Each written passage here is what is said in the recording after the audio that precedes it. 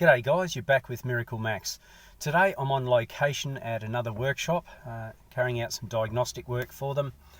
We have a Hyundai Santa Fe 2.2 litre diesel, 2008 model now. It's got about 320,000 Ks on the clock, so she's a little bit getting up there, I guess you could say.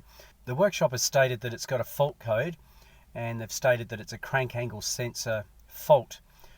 So I'll be looking at that today. They've had others look at it. They've spent some time. It's been here over 2 weeks. So I'll be just starting with the basics today.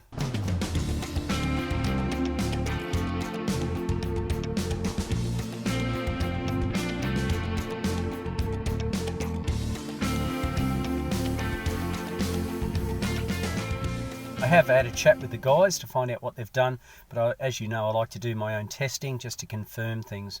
So first of all, we need to perhaps have a good look around, check out the engine bay, etc. And then after that, we can hook up the scan tool and perhaps even the oscilloscope and go from there.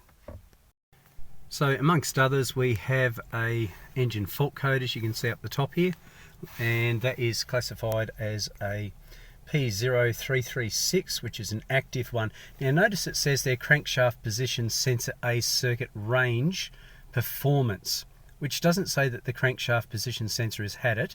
They've actually gone ahead and replaced that particular sensor. It says the range or the performance is faulty, so that could mean a lot of different things. I need to research that further. The first site that I came across was this one, autocodes.com. And I put in the fault code number as well as Hyundai after it, and it came up with this particular site. You can see there that it's a circuit range performance, which is our P0336. It's interesting to note, if we just scroll down a little bit, the possible causes. You might be interested to see what some of these causes are. Crankshaft position sensor, well duh, that's a no-brainer. Harness open or shorted, yeah, well that's a possibility. Poor electrical connection, yeah, that's a possibility. Signal plate may be damaged.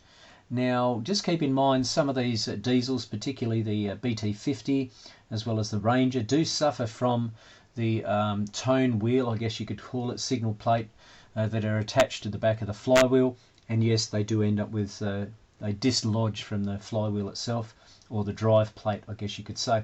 Starter motor may be faulty, starting system may be faulty, weak battery. This does have a weak battery, but the guys assured me when they started their testing that it was fully charged and okay. It's interesting to note starter motor, the starting system may be faulty, and I'll certainly be looking into that because once again the BT50s and the Rangers do suffer from this weird starter motor issue in relation to the crankshaft position sensor. So we can put this, we'll lock this into memory and we'll move forward with the rest of our testing. Certainly interesting, isn't it? Includes even a flat battery, a dead flat battery. When I came here, when I hooked up the scan tool, it was 11.3. I've got a jumper pack on it at the moment, but that still doesn't mean much. Also note that it says wiring could be an open circuit, something to consider. Starter motor, all sorts of things. It's a weird code, that one. It's a range performance, not necessarily the sensor itself being to blame. So I need to try and figure out what's going on from here. I'm going to ask if we can get another battery to start with, just to cover all my bases. Before I came here, I did some research as usual. Now, while this isn't exactly the code, it's a 335 as opposed to the one that we have, which is a 336. It's going to give us a good indication of what's going on. Once again, notice over here it talks about a deformation of the tone wheel. I'll be looking out for that with a waveform, and we'll have to see if that works correctly as well. I was able to find this online, and not only has it given me the operation of it, it's a magnetic inductive, which is a little unusual because it has 3 wires. It'd be easy to get caught out and think that it's a Hall effect. Because it's a normal inductive style here, but it has an earth shield there, so I'll be checking that as well. But I've also highlighted here and here the pinouts that we can see, so I'm actually going to check it at the ECU, but I'm going to have a look at that waveform as well. So here's the sort of waveform we should be looking for during cranking conditions. So we'll give it a shot and see what happens. That does not look right. What the hell's going on there? Okay, Yeah, some issue there, mate.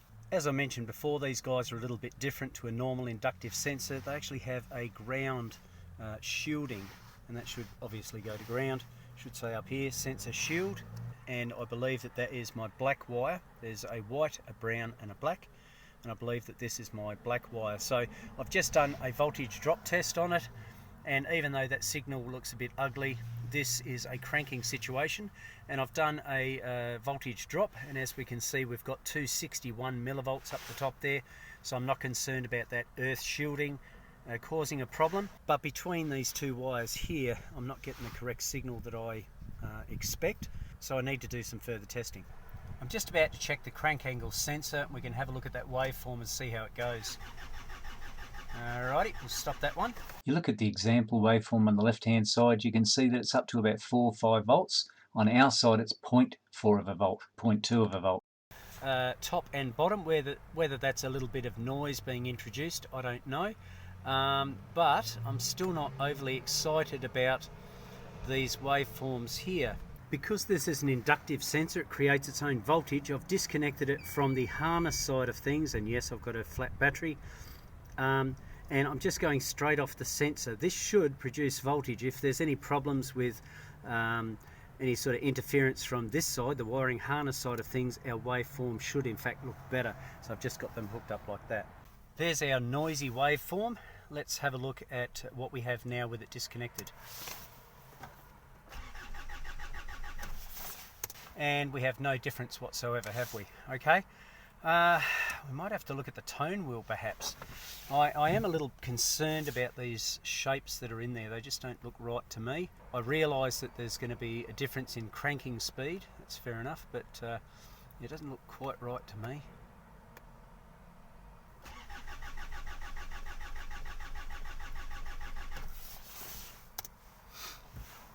Okay, let's have a closer look at that. These spikes are a bit of a concern as well.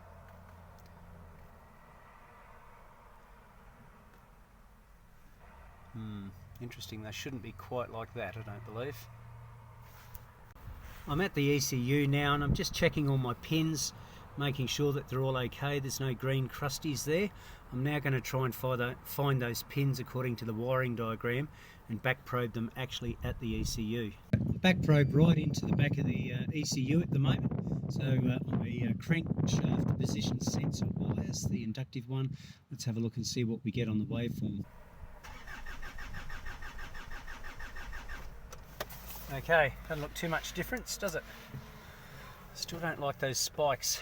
Might need to do a correlation check between the cam and the crank next. I'm just having a look at, there seems to be like there's a big gap in between here. It's very inconsistent with its waveform.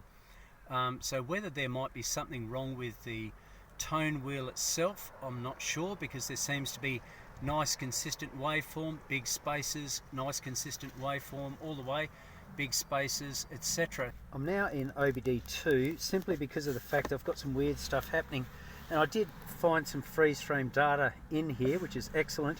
One of my major concerns is this control module voltage down the bottom, which says 8.08 volts when it actually occurred. Now this certainly has some voltage issues. I'm just wondering if that's one of the fault codes that can come up, is a low voltage.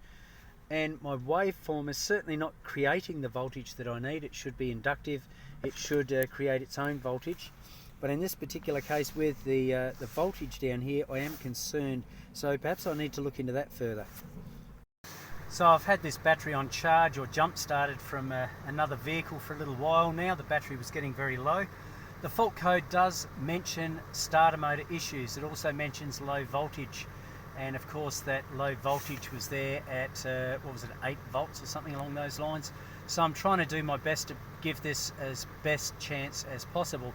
So it's been running for a little while, so we'll just crank it and see what happens. I'm not sure that it'll make any difference, to be quite honest, but I do want to have a look at that waveform to see if there's any anomalies with the higher voltage.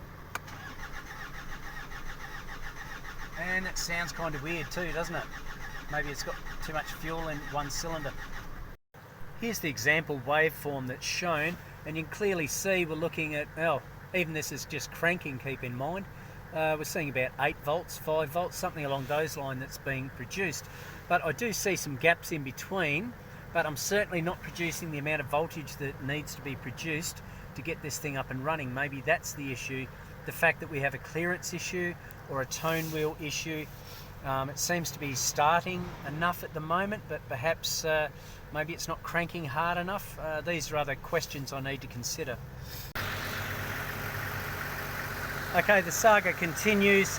I have still back probed my crank angle sensor into the ECU and my cam angle sensor so I can do a correlation.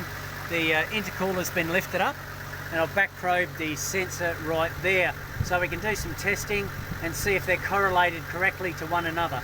I've checked that power wire on the left hand side and that's good, consistent with battery voltage, and the black wire across to the right hand side is consistent with earth and they're giving correct readings. So I've now back probed our signal wire and we should be able to get a waveform on our oscilloscope.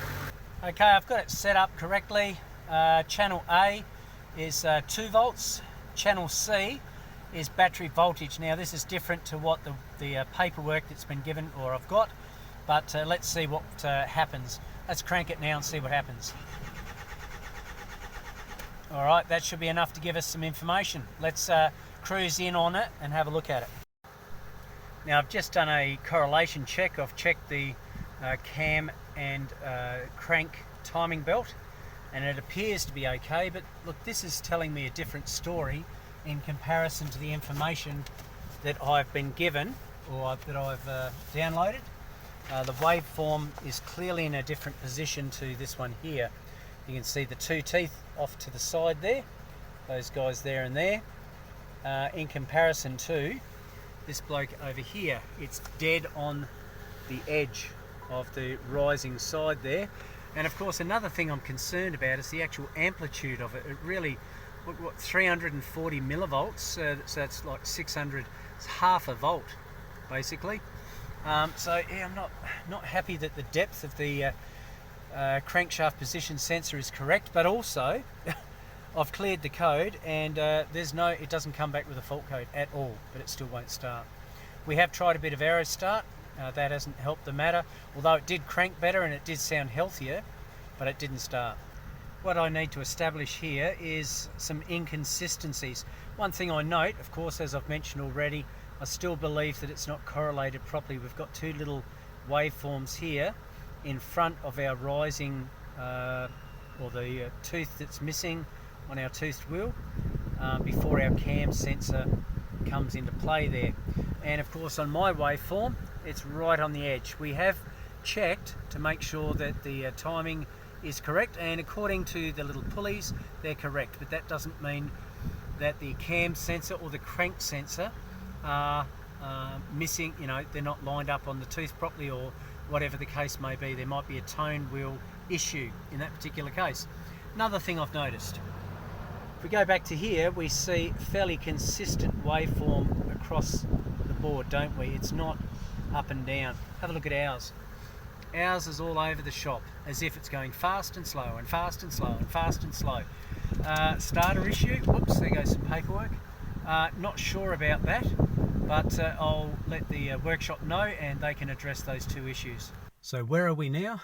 Well, I'm going to get the workshop to carry out any mechanical things that they'll need to address. Of course, they're going to do that themselves. I've established that there's something not quite right with that crank angle sensor, even though the fault code didn't come back, but then right at the end it came back. I believe that it's not producing enough voltage, enough amplitude, and of course then the ECU won't recognize it. So what I've suggested that they do is pull out that crank angle sensor, put a piece of plasticine on the end of it and see what the depth is. Sometimes perhaps they've got the wrong part, perhaps there's an issue with it, and also while they've got it out, to get a boroscope and to have a look at the actual tone wheel itself, see if there's any damage. And the correlation is still not quite right in my mind, but the main thing to me is that not enough voltage is being produced by that crank angle sensor. So I think it's a depth issue to start with, and maybe a bit of damage on the tone wheel as well. So they'll do that and they'll get back to me and let me know if it's been successful or we're still looking.